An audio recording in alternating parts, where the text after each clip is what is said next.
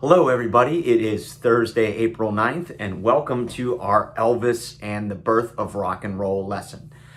I picked this because of two things. One, I think it should be of interest to you because it deals a lot with youth culture. And as we talk about things that are, American, things that make up our collective memory, what is more American than rock and roll? Between that and Rocky Balboa, I think that's why we won the Cold War. Okay, hyperbole, don't get me in trouble. But seriously, just like we talked about the cowboy when we did, Gunfight at the OK Corral, and we talked about why is this a popular story in American history? Why did they make this into so many movies? Why is the cowboy still such an important part of American culture? Rock and roll is America. It is very symbolic of our values, and we'll talk about this, especially as we get into the 60s, then when we even get into the 80s and the 90s and today, about how that pop culture reflects cultural changes. Music reflects our pop cultural changes. Excuse me. All right, so here's what we're doing. Back in 2004, there was a big to-do about celebrating the 50th anniversary of Elvis's first release, a song called That's All Right. And it was hailed as this is rock's 50th birthday. And it caused a maelstrom, right? You had a lot of people being very upset, saying this is ridiculous. This is such a snub to so many other artists, particularly to African-American artists, to kind of whitewash history and say it's Elvis, or others saying this is an oversimplification to just say Elvis, his first release, should be celebrated as the birth of rock and roll. And so I have two articles, both from very reputable sources, one from USA Today. They're both very short, that talks about the controversy surrounding should Elvis's first single be considered the birth of rock and roll, and then one from Time Magazine that talks about the controversy of Elvis being celebrated as the birth of rock and roll. Then I made a movie. I did this a couple of years ago. Really into this. I kind of grew up on this as my parents were teenagers in the 50s. Dad born in 38, mom born in 40. And so kind of grew up on this stuff. And I just find it fascinating, not only because it represents the triumph of youth culture, but, it's just something that I really, really identify with. So the video takes you through and it plays, it's all like real short clips, real short pieces, should hold your attention. I know it's 17 minutes, but trust me on this, guys, the juice is worth the squeeze. So make sure you do the readings first, okay? Because the songs that you hear, a lot of them are mentioned in those readings. And it starts off playing Elvis's That's All Right, and it juxtaposes that against the Doris Day song that was #1 at that time. I think it was Doris Day. Yeah, got that right. And then it goes into some of these other artists that could have been considered first. And you'll hear them, a lot of African-American artists that released songs prior to 1954 and Elvis. And then we've got some Elvis songs that were covers of other songs first recorded by African-American musicians. So you get to see both versions of those right there. And then it goes into, okay, why Elvis? Why is he the king? And put together some clips, not only of performances, but of some of the documentary pieces that I had that talk about why Elvis was such a big deal. What's his nickname? The King, right? He's the king of rock and roll. Well, why? Like all of these other artists playing basically the same kind of music. Like, why did Elvis stand head and shoulders above every single one of them? Then it goes into the backlash against rock and roll, the devil's music, right?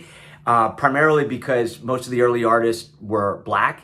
I can just share the personal story of my mom who grew up in Braddock. Oh, she'd be very upset. She grew up in North Braddock.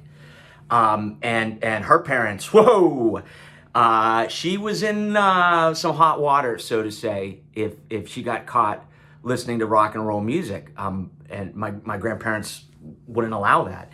And so it talks about, certainly that racial element that's in there, and barriers that had not yet been broken down, as we'll certainly talk a ton about the civil rights movement coming up. But then also, the risque, the double entendre, right?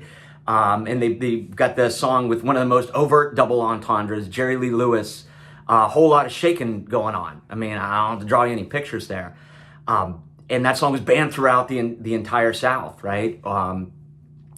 And what's really interesting about this is, again, the juxtaposition of, rock and roll was seen as such a threat, right? It was so sexual, it was so biracial, and yet at the same time, like, look how tame it is back then. They're wearing suits. Look at the moves that Elvis had that were considered to be outrageous and vulgar and so highly suggestive. It's so tame by today's standards. And then the video ends with the triumph of Elvis, right? Where the most popular variety show back then was Ed Sullivan, bar none. And Ed Sullivan was not gonna let Elvis's filth be on his show, but he had to succumb to popular pressure. So kind of ends with that. But again, nuance to history, right? Just like not everybody in the 60s was smoking dope at Woodstock, not everybody in the 50s was a greaser like Danny Zuko. As it ends with the last clip is the highest selling artist in the 1950s, who is not Elvis, who is not Jerry Lee Lewis, but rather is one Pat Boone. And you can see his genre is about as far from rock and roll as it gets. So I really hope you like this movie I made. Put a ton of work into trying to mix together all the intellectual stuff, but then you also get to see it. So after you read those 2 articles, after you watch my movie, I asked you a question, same response, 1 paragraph, 200, 250 words, same rubric as before, where the question is argumentative. Should the release of Elvis's first single, That's All Right, June 5th, 1954, be considered the birthday of rock and roll? You can get an A++ arguing either way.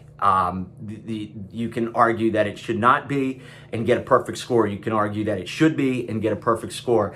Obviously pick something that there's an equal amount of evidence that you can point to each way. Make sure that you have a concession. Make sure that you have a concession in your topic sentence.